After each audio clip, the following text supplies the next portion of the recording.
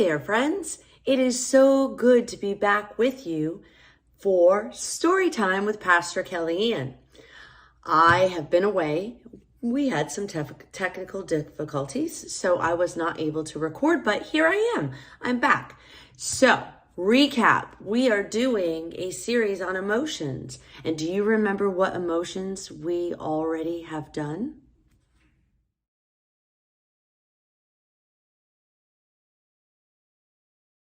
That's right. Week 1, we talked about joy or happiness. And week 2, we talked about sadness. Yes. Now, if you haven't watched those, you can always find them on our YouTube page at www.rrpcusa.org. So check them out. And today, our third emotion is anger. Yes, anger. I'm not a super fan of anger.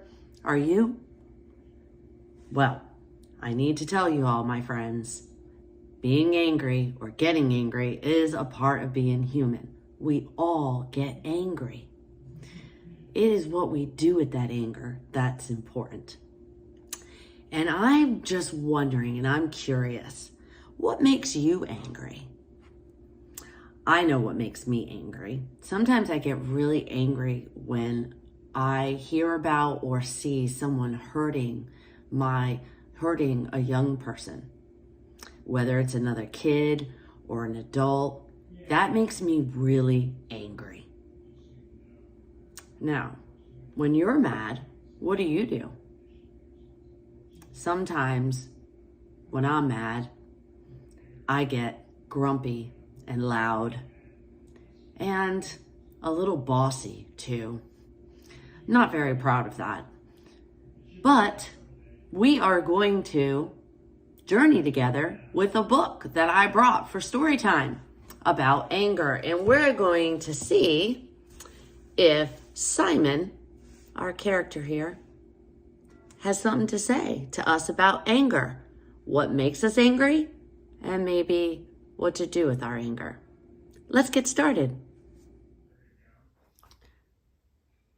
Today's storybook is titled Simon and the Big Bad Angry Beast, a book about anger by Ian D. Haes.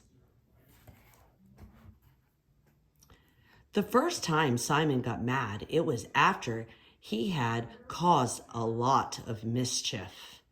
His father had punished him, and Simon was angry with the whole world. He was so mad that he had a big temper tantrum. He wrote on the walls with crayons. Look how mad he is. In his room, where his father had sent him, Simon banged noisily on the door. Suddenly, he discovered that a big ram was pounding the door along with him. Ooh. It was great. It was marvelous. It was magical to have a ram that charged after anything that made Simon mad. If Simon's father asked him for something, bam! The animal knocked him down.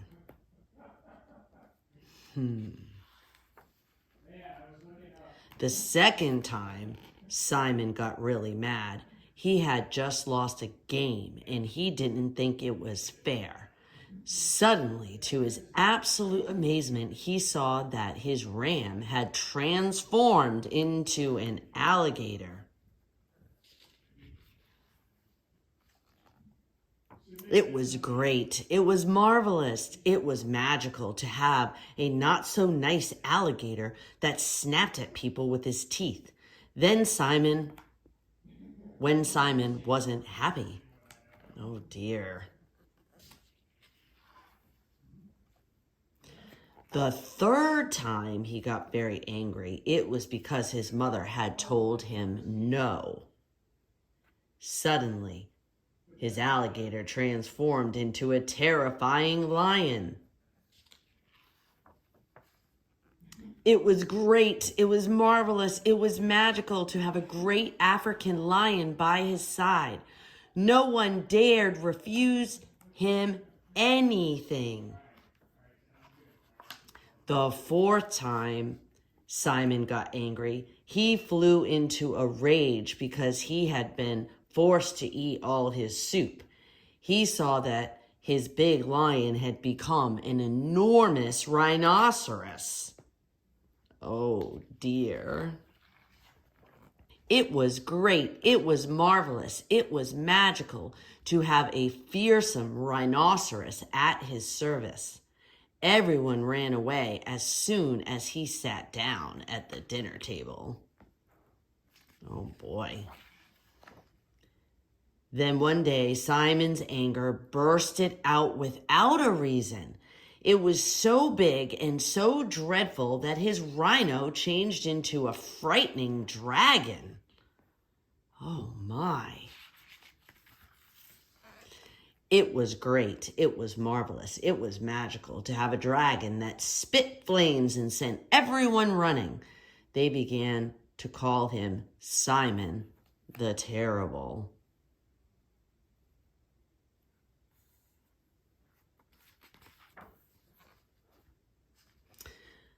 But then he realized that his parents, his pals, his best friend, none of them wanted to play with him anymore. And suddenly he felt quite lonely. It was not so great. It was not so marvelous, not so magical to always have such anger. He would have preferred to get a hug from his dad or a kiss from his mom or to play with his friends like before. Oh. He didn't know what to do to get rid of his anger. He tried shouting at it to make it go away, but that only brought out worse creatures. Oh my. So Simon found a quiet spot to sit down. He closed his eyes and concentrated hard until a calm spread through his whole body. After a few moments, he felt as if his dragon had exploded into 1,000 butterflies, each one carrying a little bit of his anger away. It was great. It was marvelous. It was magical to be calm, quiet, and peaceful. Everyone told him that his pretty butterflies were much nicer than the horrible dragon. The end.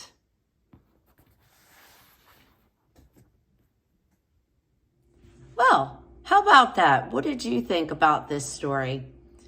Well, I realized that when Simon got mad, he gets really mad. Really mad. So mad that big, bad, angry beasts appear. At first, Simon likes these beasts, but over time, no one wants to be near him when they're around.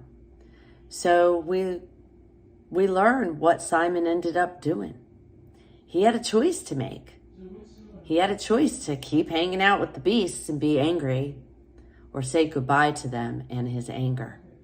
And you saw what he did to say goodbye to his anger.